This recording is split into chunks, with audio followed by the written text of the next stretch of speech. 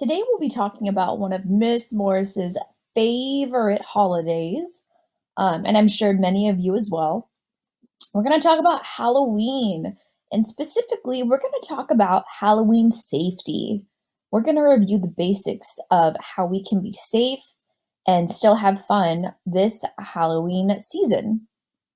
And so, as many of you know, with COVID-19 going on, there Halloween this year is a little bit different. And so we need to approach it in a different manner. And so I'll talk about different ways to celebrate Halloween at home, as well as tips for if you and your family are just really dead set on going out and celebrating the Halloween holiday by trick or treating. Okay. And this is all part of our unit on celebrating cultural events. And so, since Halloween is a huge holiday in the United States, a lot of people participate and celebrate in it. And a lot of people also don't. Some people do not celebrate Halloween and they do not go trick or treating, and we are respectful of that. I'm simply providing information for those of you who do celebrate Halloween. And also for those of you who don't, here's some background information. Okay. All right. What's this? What's this? What's Halloween? Well, Halloween is a holiday that formally celebrates All Hallows Eve, a day when we celebrate and remember the dearly departed. Halloween is based on, if you go back in history, it's based on some pagan traditions, and a lot of times it was tied to the harvest. And so they had a huge celebration to honor uh, people who had passed, as well as to just celebrate um, Samhain, right? Their harvest for that season. So Halloween, as we know it, has a few traditions that have evolved throughout the years, including trick or treating for candy, which is a huge favorite of you guys, I'm sure. Decorating using scary or spooky symbols and props, handing out candy to others, and of course, the very fun dressing up in a costume aspect. Okay. So Halloween, as we know it, really only started in like the 1960s, 1970s is when it really took hold in the United States, and a lot of candy companies capitalized on it and said, "Hey, let's make let's make a bunch of candy." And so you go trick or treating for candy, you hand out candy, you dress in a costume, and you say trick or treat in order to get candy, right? So here's a few pictures that just kind of symbolize and represent what Halloween is all about. If you're starting from the right, you'll see that those kids are dressed up in Halloween costumes, and they have their Halloween candy holders, right? In this case, it looks like they have little lantern, pumpkin lantern buckets or jack-o'-lantern buckets to hold their Halloween candy. And then the woman is handing candy to them. At the top of the screen, it says trick or treat, which is what you would say when you go door to door on Halloween night, October 31st, in order to get candy. And then the bottom left has the Halloween tips, safety tips that we're going to be reviewing today. All right, so I'll go ahead and get into it. So, if you do opt to go trick or treating in person, outdoors, you want to stay with a small group. Always make sure to go trick or treating with a group of people that you know. That's your family and that you're good friends. Please stay together. It's really critical, and I know it's so much fun and you want to get ahead of people and go from house to house and go to as many houses as you can to really get a bunch of candy, but you want to make sure that you're staying with your group and that you're all keeping pace with one another. So make sure to maintain a safe distance from others as well if you are trick-or-treating in person this year, from others who aren't in your group or in your household. So that's 6 feet or more due to COVID restrictions. So let's say that you are lining up at a house to get candy and there's someone in front of you.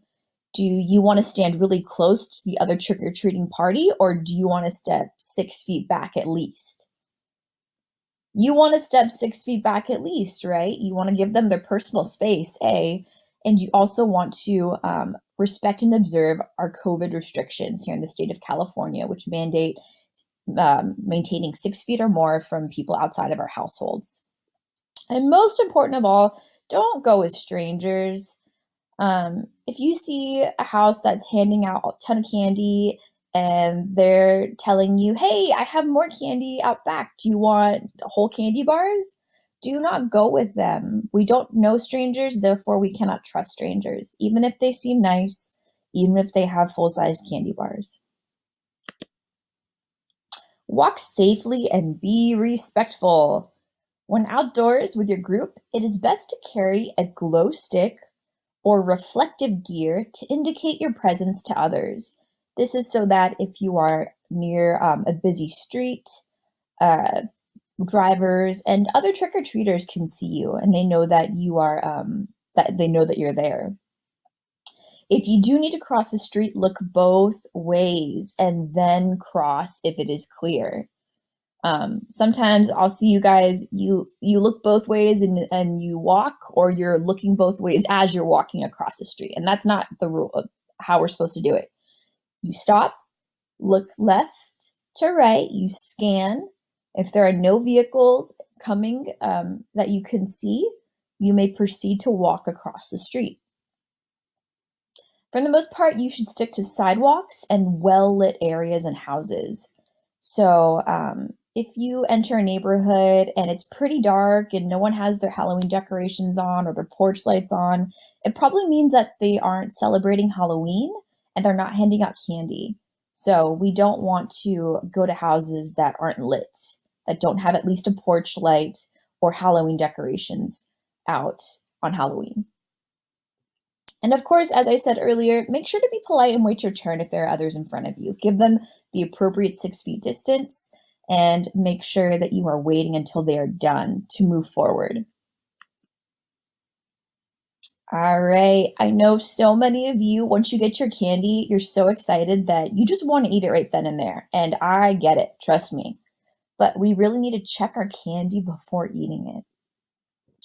While it's incredibly tempting to eat your candy, to eat your spoils as you go from house to house, wait till you get home to check all of your candy before eating it.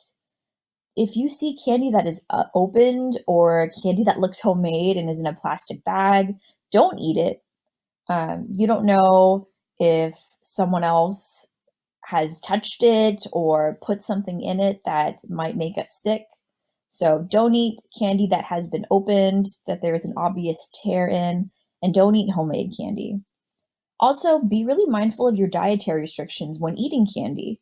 So if you look at the back of candy wrappers, often it won't list nutritional value, but it'll at least say what the ingredients are in the candy. So if you're allergic to nuts, make sure to check that your candy doesn't have, any sort of nuts. If you are allergic to a red dye or blue dye, check the back to make sure that those things aren't ingredients. Okay.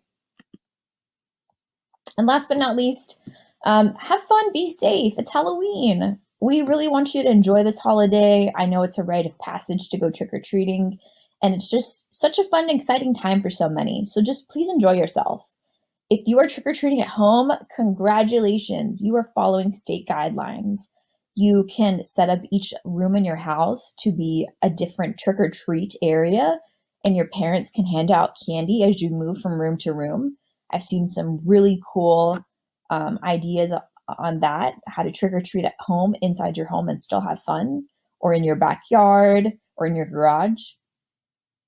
And if you are trick-or-treating outdoors, that's okay too, but make sure you wear a face mask like these kids are wearing here, in addition to your costume or Halloween mask. If you're wearing a mask over your face, it shouldn't bother you at all to also wear a face mask underneath because your face is technically covered. So wear both just to be extra safe, so that we don't spread germs or acquire germs. All right.